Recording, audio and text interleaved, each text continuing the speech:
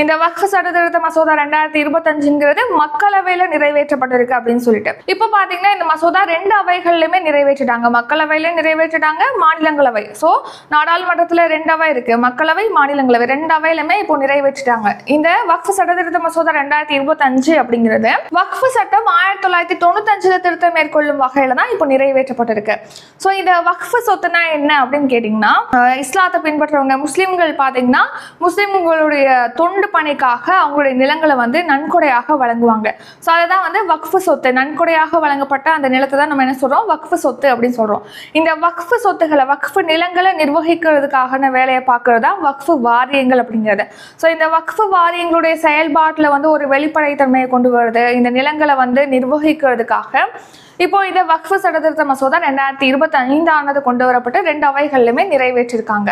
So first இப்போ எவ்வளோ வக்ஃப் நிலங்கள் இருக்கு அப்படின்னு கேட்டிங்கன்னா, வக்ஃப் வாரியத்துக்கு சொந்தமாக சுமார் 9.4 லட்சம் ஏக்கர் நிலமானது இருக்கு. அதாவது மொத்தமாக பார்த்தீங்கன்னா சுமார் 8.7 லட்சம் சொத்துக்களை வந்து இந்த வக்ஃப் வாரியங்களானது மேற்பார்வையிடுது. இந்த நிலங்களுடைய மதிப்பு எவ்வளோ அப்படின்னு பார்த்தீங்கன்னா 1.2 லட்சம் கோடி மதிப்பிலான நிலத்தை தான் வக்ஃப் வாரியம் வந்து நிர்வகிக்குது. ஸோ இந்தியாவிலே பார்த்தீங்கன்னா அதிகமான நிலத்துக்கான உரிமையாளராக 3வது இடத்துல வக்ஃப் வாரியங்கள் இருக்கு. முதலிடத்துல ஆயுதப்படை இருக்கு, செகண்ட் பிளேஸ் வந்து இந்திய ரயில்வே இருக்கு. அதுக்கப்புறமா 3வது இடத்துல இந்தியாவில மிகப்பெரிய நில உரிமையாளராக வக்ஃப் வாரியங்களானது இருக்கு. ஸோ இப்போ வக்ஃப் நிலம், வக்ஃப் சொத்து அப்படிங்கிறது எப்போ ஸ்டார்ட் ஆனிச்சு, இதோட பின்னணி என்ன அப்படின்னு கேட்டீங்கன்னா, இது டெல்லி சுல்தான்களுடைய காலத்துல, ஆரம்ப காலகட்டத்திலேருந்தே இருக்கு அப்படின்னு சொல்லி தெரிவிக்கிறாங்க.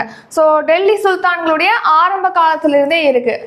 சுல்தான் முய்சுதீன் சாம்கோர் பார்த்தீங்கன்னா 2 கிராமங்களை வந்து முல்தானுடைய ஜமா மசூதிக்கு அர்ப்பணிச்சு அதை நிர்வகிக்கிறதுக்காக நிர்வாகியாக ஷேகுல் இஸ்லாத்தை வந்து நியமிச்சிருக்காங்க. ஸோ அப்பையிலேருந்தே வந்து இந்த வக்ஃப் சொத்து, அந்த வக்ஃப் நடைமுறை அப்படிங்கிறது அடுத்துலேருந்து வளர்ந்துக்கிட்டே தான் வந்திருக்கு. ஸ்டார்டிங் எந்த டைம்லனா இந்த டெல்லி சுல்தான்களுடைய ஆரம்ப காலத்துலேருந்து இந்த ஒரு முறையானது இருக்கு.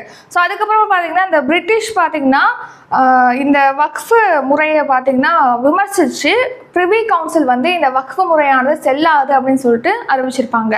அதுக்கப்புறம் 1913 முஸ்லீம் வக்ஃப் செல்லுபடியாக்கக்கூடிய சட்டமானது கொண்டு வரப்பட்டு மறுபடியும் இந்த வக்ஃப் முறையானது செல்லுபடியாக்கப்பட்டது. நெக்ஸ்ட் இந்த வக்ஃப் நிலங்களை வந்து நிர்வகிக்கிறதுக்காக, ஒழுங்குபடுத்துறதுக்காக 1954 வக்ஃப் சட்டமானது இயற்றப்பட்டது. நெக்ஸ்ட் 1995 பார்த்தீங்கன்னா அதுல திருத்தம் மேற்கொண்டு இந்த வக்ஃப் சொத்துக்களுடைய மேலாண்மை மற்றும் ஒழுங்குமுறையை வலுப்படுத்துறதுக்காக 1995 வக்ஃப் திருத்த சட்டமானது மேற்கொள்ளப்பட்டது. இப்போ இதுல திருத்தம் மேற்கொள்ளும் வகையில தான் வக்ஃப் திருத்த மசோதா 2025 இப்போ நாடாளுமன்றத்தில் நிறைவேற்றப்பட்டிருக்கு.